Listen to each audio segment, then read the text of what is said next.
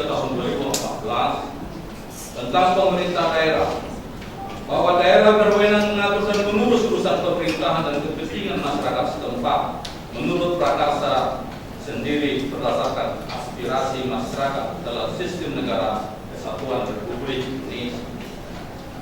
Otonomi daerah mampu membuka peluang nilai kecerdasan lokal sebagai pendorong dalam membangun keindonesiaan ini, seperti kekristenan dalam kejawaan, atau kebatakan atau kinyasan dalam keindonesiaan, serta kekristenan dalam kedayakan atau kepapuaan dalam keindonesiaan, dan seterusnya.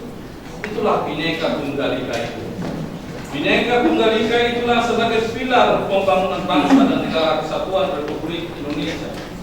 Berdiri kokoh yang harus dijaga dan direhabilitasi dalam menjadikan bangsa Indonesia sebagai bangsa yang tangguh untuk menjadi bangsa pemenang. Oleh karena itu, kemerdekaan Indonesia yang atas anugerah Yesus Kristus merupakan rumah kita bersama. Baik Islam, Kristen, Hindu, Buddha, suku Jawa, Batak, Nias, Jawa, Ambon, Aceh,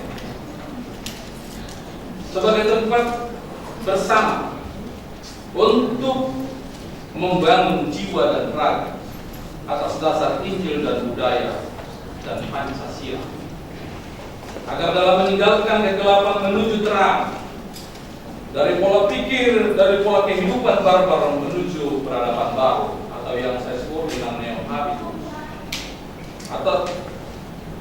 atau sering kita sekarang peradaban absolut, tidak tercabut dari akar budaya kita sendiri. Jadi mereka itu mampu melahirkan keindonesiaan dalam kebinekaan, seperti Nias Kristen dalam keindonesiaan, Jawa Kristen dalam keindonesiaan, dan seterusnya. Itulah sejatinya kemerdekaan Indonesia itu. Untuk itu kita harus terus merehabilitasi jalan berpikir kita. Saya ulangi, merehabilitasi jalan berpikir kita dalam membangun branding ke-Indonesia. Kita harus tetap melakukan rehabilitasi jalan berpikir kita dalam membangun branding ke-Indonesia. Sebagai modal sosial ketahanan bangsa dalam berbagai turbulensi dari perkembangan lingkungan strategik, baik nasional, regional maupun internasional, yang terus berproses menuju kesempurnaan. Jadi tekanan-tekanan politik, ekonomi, sosial yang terjadi saat ini boleh saja tekanan dari Indonesia, dari saudara kita, dan juga dari regional itu adalah Filipina, Malaysia dan sebagainya. Sedangkan internasional termasuk perdagangan narkoba yang sudah bergurita. Kita harus mampu untuk menahan itu dengan merehabilitasi pola pikir. Sebab ketahanan suatu negara merupakan sesuatu yang absolut, yang harus diwujudkan dengan tetap bersendikan pada karakter yang dimiliki bangsa itu sendiri. Jadilah Nias menjadi Kristen Indonesia, jadilah Batak menjadi Kristen Indonesia, jadilah Jawa menjadi Kristen Indonesia. Itulah branding dan branding kita bersama. Seminar Injil dan adat yang dilaksanakan Sekolah Tinggi Teologi Kataros Indonesia yang hari ini kita lakukan merupakan momen yang sangat berharga. Ke depan kita semua memiliki tanggung jawab moral sebagai aktor-aktor pelaku, khususnya akademisi seperti Anda semua, akan kajian akademik tentang koherensi Injil dengan berbagai budaya daerah Indonesia dalam rangka merajut ke Indonesia. Jadi kegelisahan akademik kita bersama. Kajian-kajian ke depan, kajian akademik akan koherensi Injil dan budaya itu menjadi tanggung jawab kita bersama. Semoga Kristus Maha Kasih senantiasa memberkati kita dan memberikan petunjuk serta bimbingannya kepada kita semua dalam membangun bangsa dan negara Indonesia menuju kejayaan. Sekian dan terima kasih. Horas untuk kita semua.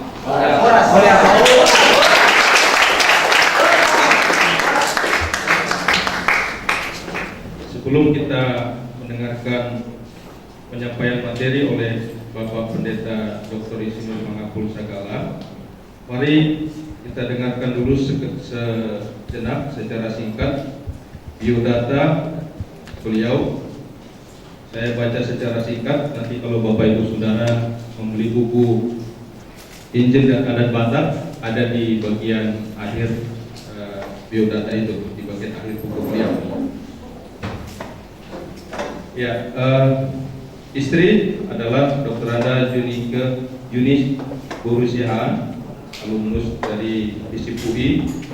Kemudian anak, Tuhan berkati beliau dalam rumah tangga, ada 4 orang anak, 4 putra, 1 putri. Ya Pak, puji Tuhan. Dan semuanya alumni dari UI. Jadi alma materisme UI-nya Pak Sagala ini luar biasa. Semua anak harus lewat dari UI katanya. Ya, lalu pendidikan beliau secara sekuler, beliau selesai dari S1 Insinyur dari Fakultas Teknik UI dan pendidikan teologi, Master Divinity dari Trinity Theological College Singapura, Master Teologi dari CJ Trinity College Singapura, dan Doktor Teologi beliau dari CJ Trinity College Singapura. Research selama 6 bulan di Cambridge, Tyndall House, Inggris, dan Pontificio Institutio Biblico di Roma. Kemudian dalam pekerjaan dan pelayanan, beliau sebagai staf perkantas, koordinator divisi alumni, dan sekarang sebagai ketua STT Trinity di Parapat, dan juga sebagai dosen tamu perjanjian baru di berbagai STT, termasuk seperti di STT Iman dan di Reform Jakarta. Ada buku-buku yang beliau sudah tulis, beliau boleh dilihat di dalam catatan ini. Yang pertama, Kemuliaan Yesus. Bapak Ibu Saudara, buku ada di bawah, kalau mau membeli silakan nanti pada waktu jam istirahat ya. Yang kedua, Rahasia Hidup Bahagia. Yang ketiga, Mengapa Ada Penderitaan. Keempat, Firman Menjadi Daging. 5, Kristus Pasti Datang. 6, Injil dan Adat Batak. 7, Mangapul Sagala, Pelayanan Pembelajar. Kemudian ke-8, Superioritas dan Keistimewaan Alkitab. 9, Pimpinan Pujian yang Kreatif. 10, Petunjuk Praktis Menggali Isi Alkitab. 11, Roh Kudus dan Karunia-Karunia Roh. 12, Bagaimana Kristen Berpacaran. 13, Pekabaran Injil secara pribadi. Ini sebagian kecil dari buku yang ada, boleh nanti Bapak Ibu Saudara melihatnya di bawah. Karena itu kita sungguh bersyukur, setahun kita seperti tadi sampaikan Ketua, memohon kesediaan beliau untuk dapat menyampaikan seminar ini, dan hari ini beliau dapat hadir. Ini satu waktu yang luar biasa. Karena itu Saudara, jangan sia-siakan waktu ini. Selain kita mempersiapkan nanti interaksi bertanya, juga kita dapat membuat diskusi-diskusi yang lebih lanjut. Dengan hormat kita mohon kesediaan pembicara kita Bapak Pendeta Dr. Insinyur Mangapul Sagala untuk tempat di depan. Kita berikan tepuk tangan.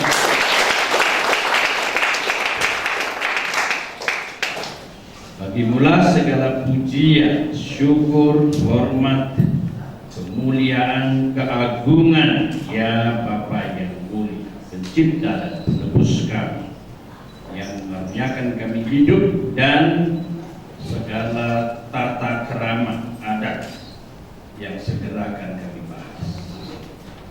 Mohon pencerahan dari Roh Kudus untuk kami boleh memahami secara baik akan materi yang sudah kami persiapkan. Bahkan berkati kami Bapa melebihi daripada apa yang tertulis. Terutama kami mohon jamalah hati, jiwa, roh kami. Jika ada roh jahat bermaksud mengganggu dan mencuri perhatian kami bekerja di dalam ruangan ini, kami bersama-sama memohon di dalam dan demi nama Yesus kami kusir, kami tolak. Biarlah Tuhan memerintahkan malaikat-malaikat bersama kami. Demi nama Yesus. Amin. Selamat pagi semua. Syukur kita bisa membahas Pak ini. Sebagaimana dikatakan tadi, ini sudah dibukukan cetakan kelima, ya. Sudah puluhan kali diseminarkan, baik oleh gereja-gereja, HKBP Tebet, HKBP Pasar, baik marga-marga, hubungan Panggabian, sekota Madia Medan, banyak. Dan syukur pernah juga di Jakarta ini, tokoh marga-marga, wah datang semua, luar biasa. Tegangnya bukan main, karena yang pro datang, yang anti ada sebenarnya. Itu bertanya langsung berdiri, bukan cuma angkat tangan, langsung berdiri karena berebut. Jadi orang berkata, saya bersyukur akhirnya acara ini berjalan dengan damai. Karena di beberapa seminar akhirnya tidak bisa selesai. Jadi ini untuk SDT Kataros, undangan-undangan kita bahas secara ilmiah dengan baik. Ya, karena dulu siapa itu salah satu ketua Golkar itu siapa itu? Pinantun Taswid, kan? Dia pernah datang mengikuti yang diadakan di HKBP Tebet. Maka waktu tanya jawab langsung berdiri beliau ke depan mengatakan, saya tidak mau bertanya dulu, saya hanya mau mengatakan kesan dulu. Baru kali ini saya melihat Injil dan adat Batak dibahas secara ilmiah. Ternyata bisa. Senang sekali. Dan dia berkata, sebenarnya saya berharap ini kesimpulan buku ini bisa dibikin di surat jemaat, lalu kirim ke semua supaya jemaat tahu. Wow. Begitulah ya ekspresi kalau orang sudah senang. Tanya Bapak Ibu juga, ya boleh dapat berkata. Ya mana makalah saya ini ya. Injil dan adat Batak. Tadi dibahas latar belakang, ya, studi, ya, saya rektor banyak sekarang di sini, ya. Nah, ini buku-bukunya, ya, Kemuliaan Yesus. Tadi saya bawa, ya, supaya Bapak Ibu tahu. Nah, kalau Bapak Ibu membaca surat terbuka saya kepada Presiden Jokowi, itu jadi heboh itu, gara-gara saya mengatakan akhir naik itu sudah mengacaukan Alkitab. Dia mengatakan tidak pernah Alkitab mengatakan Yesus adalah Allah, begitu. Saya berkata saya sudah mengadakan penelitian kristologi baik tingkat master maupun tingkat doktor. Dan karena itu saya berkata kalau panitia mau pertemukan saya akan membimbing dan naik kepada kebenaran Alkitab. Orang bilang Alkitab tidak diperdebatkan. Oh, saya bilang bukan debat. Saya membimbing. Lalu saya bikin juga pernyataan bahwa saya mengadakan penelitian dan itu sudah diterjemahkan ke Indonesia. Untuk tingkat masternya itu firman menjadi daging, dan untuk doktor kemuliaan Yesus, aslinya the glory of Jesus, the glory of Jesus. Kalau ini the word became flesh. Nah, gara-gara itu sekretaris saya sibuk. Mereka rupanya diserbu. Bukunya bisa dapat di mana? Siapa tahu ada di antara kalian yang juga baca, tahu. Saya bisa bawa.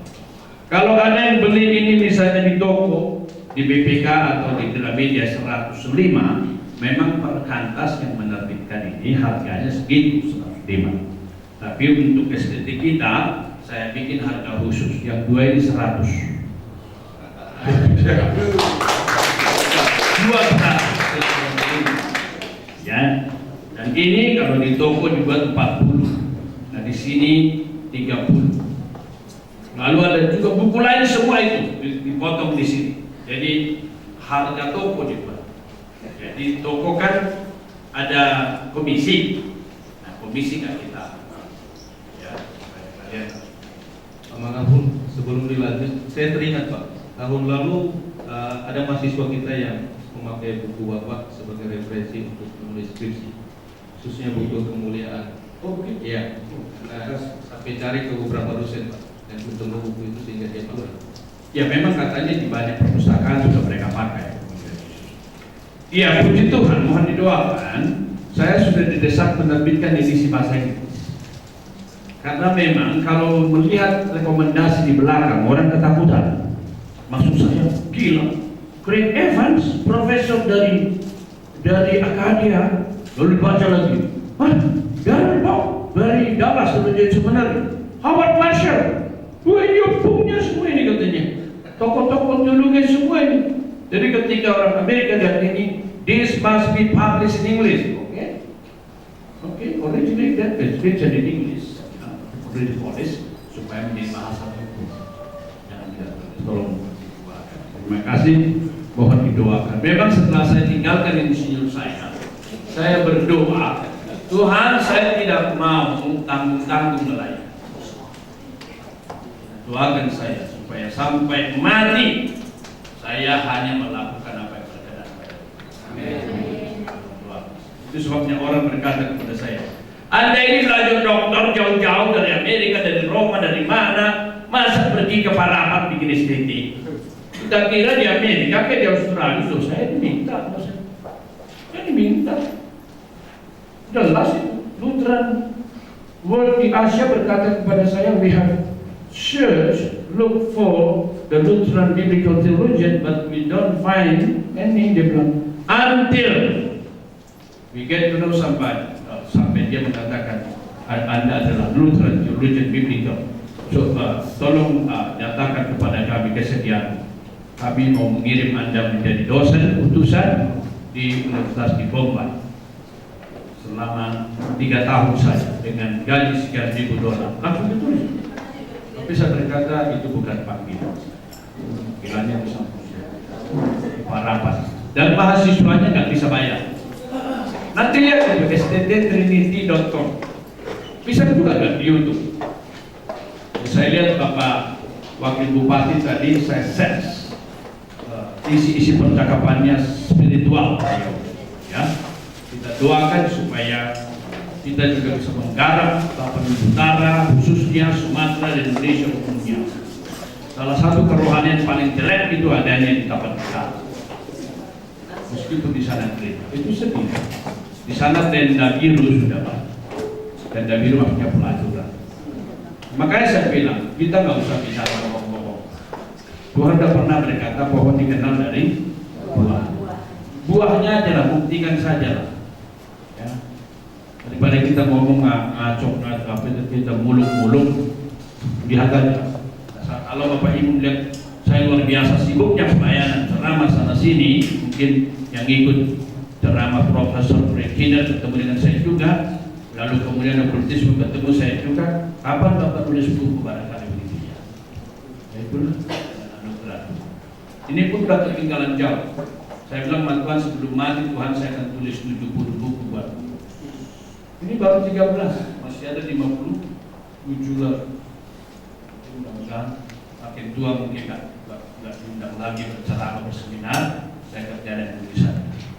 Apalagi di Parapat itu, ruang saya langsung melihat Danau Toba dari Brosong. Oh iya, kalau belum pernah diundang dengan Bapak datang ke sana, langsung dikatakan ini kampus saya ini. Saya sudah ketemu rektor kadang. Saya mau menikmati dulu, bikin dulu kopi coklat atau apa. Anda punya sendiri. Oh iya.